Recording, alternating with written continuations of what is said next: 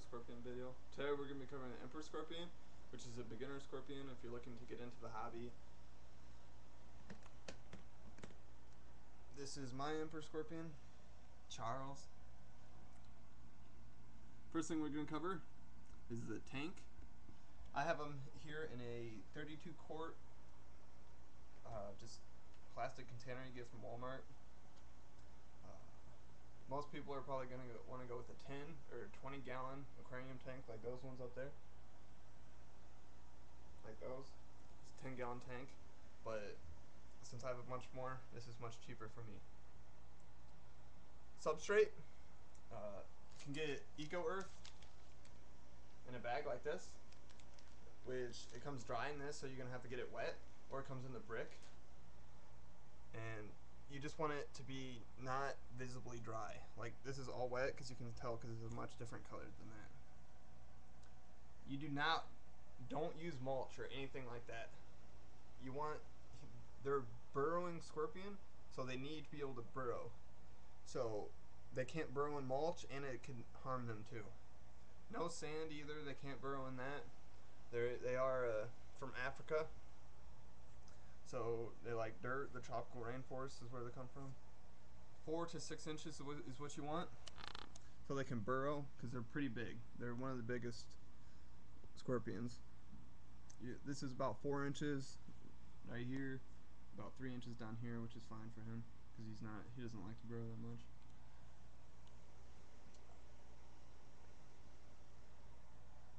Hide. You're gonna want. You can buy those half logs at Petco. Those work good, or you can just use. I just got this rock thing, and I just dig a hole. Just dig a hole. That's approximately his body size. You don't want it to be too big because they don't really like. They like to feel snug, and then put it over them. Make sure it's secure, and we'll go in there. Humidity. You're gonna have the humidity is 80%, 80, so like 75 to 85 would be acceptable ranges for him. You can use a mist bottle to keep the humidity up, or you can I have one of these. It's like a don't use something that's had fertilizer in it, but you can just buy these empty at like Lowe's or something, and then you just spray it. Spray them in there every once in a while if you see it looking dry or the humidity's low.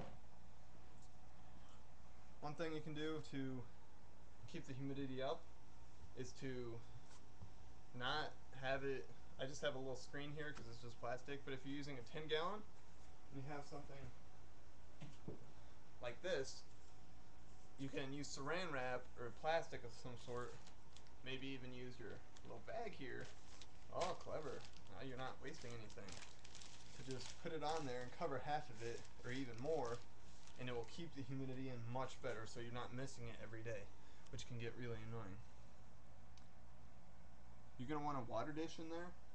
Make sure the water dish isn't bigger than him, like huge or anything, because you don't want him to drown in there. He can drown if he falls in the water dish, and you want to make sure he's able to easily get in and easily get out of the water dish.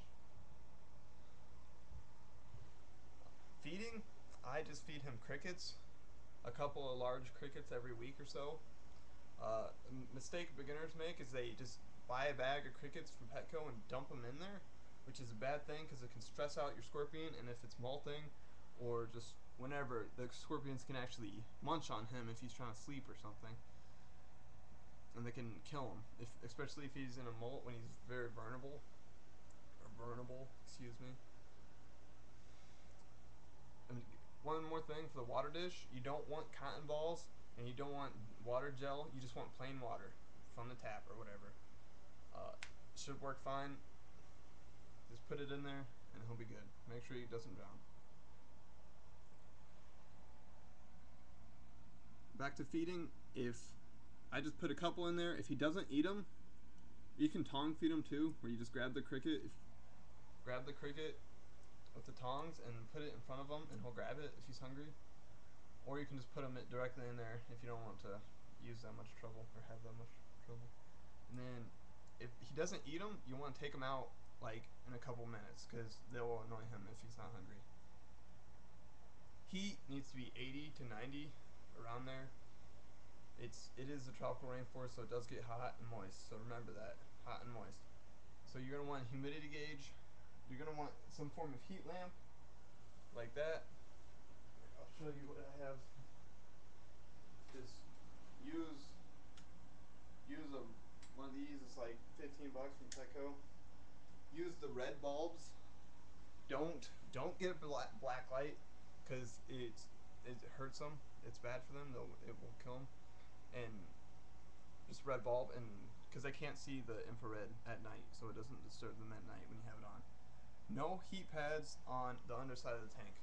I personally just don't like heat pads because I don't think they put out enough heat for how much they cost. But don't put them on the underside of the tank. A lot of people do that because they're told by the pet store owners or whatever to put them on the underside, but they burrow to escape heat and to find moisture. So if it's on the bottom, they're not going to be able to burrow to escape the heat. But if it's on the top and it's too hot for them, they can just burrow in there and they'll be fine.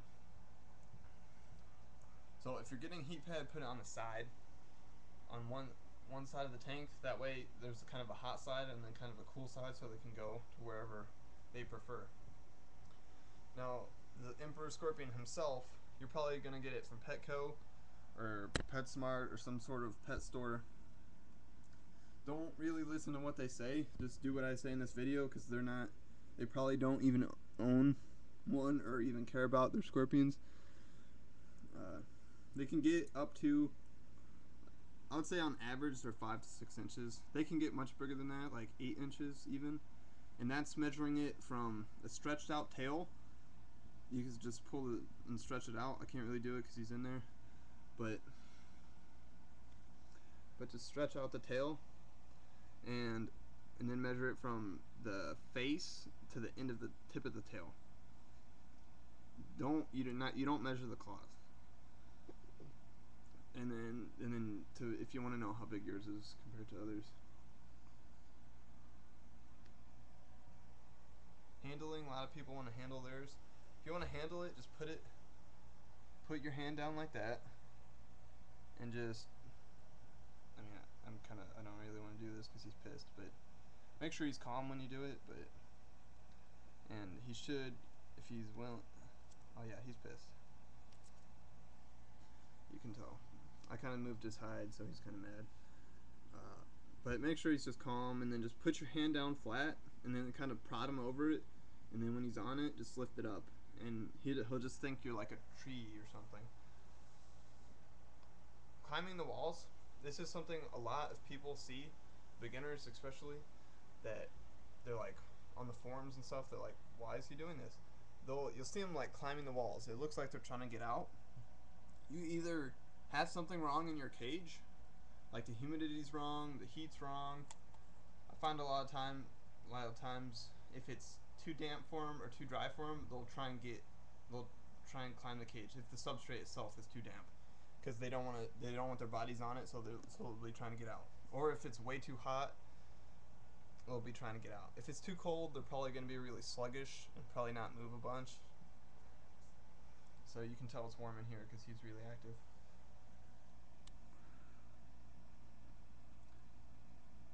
Venom, for those people like, oh no, it's a scorpion, it's gonna sting me and then I'm gonna die. It's the pain and the venom level is comparable to a bee.